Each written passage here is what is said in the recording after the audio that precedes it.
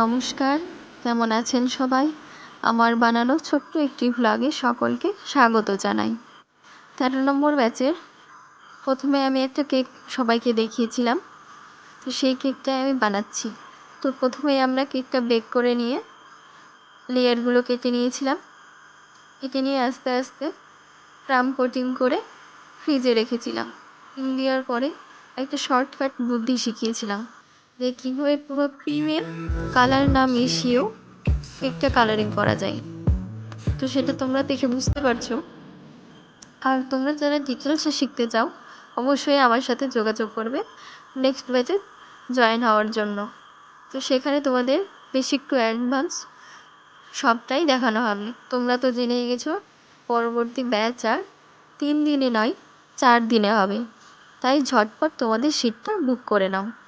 তারপর আমরা কেকটা ডেকোরেশন করার জন্য কিছু কালারিং ফক্স বল দিয়েছিলাম, তার উপরে ম্যাচিং করে 2-1টা বাটারফ্লাই এবং সুগার বল দিয়ে পুরো কেকটা ডেকোরেশন করেছিলাম। শেষ অবধি দেখো কেকটা তোমাদের কেমন লাগে অবশ্যই জানিও। আর ভিডিওটা ভালো লাগলে অবশ্যই লাইক কমেন্ট করে যেও। আজকের ভিডিওটা এই অবধি, দেখা হচ্ছে পরের একটি ভিডিওতে। সকলে সুস্থ থাকো, সাবধানে থাকো।